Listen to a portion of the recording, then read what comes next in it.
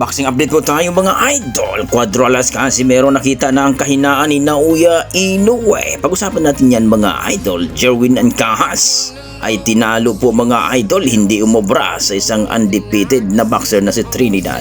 Yan ang ating pag-uusapan ngayon mga idol. Pero kung bago kayo sa ating YouTube channel, baka pwede makahingi ng isang like, subscribe at pakipindot na rin ang ating notification bell mga idol. Nang sa ganon, ma-update kayo sa ating mga bagong video na katulad dito. Well mga idol, bakbakan po kanina dito sa ating pambato na si former world champion na si Jerwin Ancahas mga idol kontra kay Trinidad. Ay talagang napakalupit ang bakbakan mga idol, no? Maganda naman ang umpisa ni Jerwin Ancahas at talagang nasaktan din nitong si undefeated na Trinidad, pero hindi talaga umagri mga idol ang panalo dito kay Jerwin Ancahas. Natalo po siya by decision mga idol at muntikan pang manakdown ng ating pambato mga idol, no?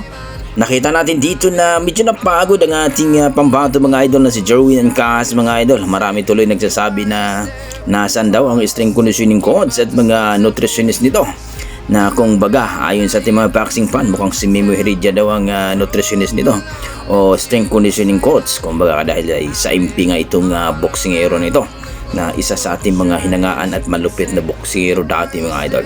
Pero hindi umubura mga idol, no? Kinapos po sa hangin ng ating pambato, mukhang nasisi tuloy, no?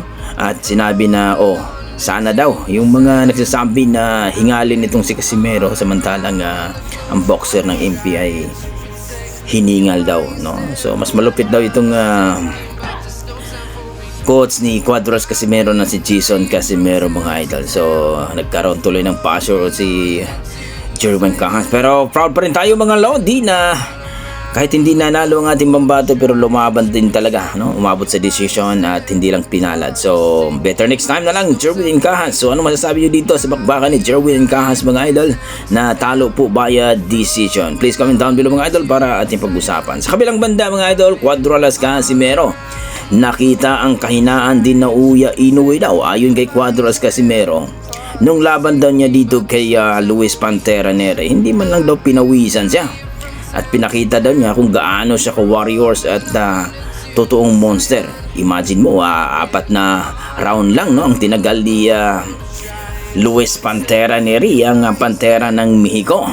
At nakita daw dito ni Cuadras Casimero nung laban itong si Naoya Inoue at itong si Luis Pantera Neri, na knockdown ito at natamaan sa panga mga idol. Kaya ayon kay Cuadras Casimero, mahina daw, no, ang panga dito na kay Naoya Inoue.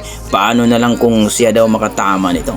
Baka daw 3 round na tapos na itong si Naoya Inoue, dahil itong si Naoya Inoue ay pikonin daw ito, no? Kapag matamaan daw ito, sumusugod. Kaya yan ang gusto ni Cuadras Casimero, na sumusugod itong kalaban niya, lalong-lalo na kung magaling itong boksingero nito. Kita mo naman si Casimero, no? Unpredictable daw talaga na boksingero. Hindi mo malaman na mahina o malakas dahil ay may surprise ito.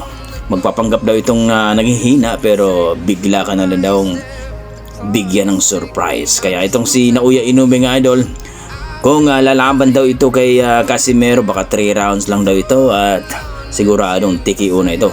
Dahil kung makipagsabayan daw ito kay Cuadras Casimero, sigurado daw talaga gagapang daw itong sa luna, dahil mahina daw ang panga nito. So kayo mga idol, ano masasabi nyo dito?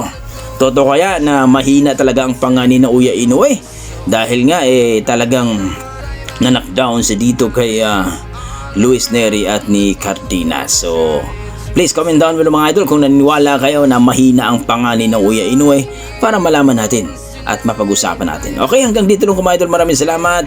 Abangan ang ating susunod na video mga idol.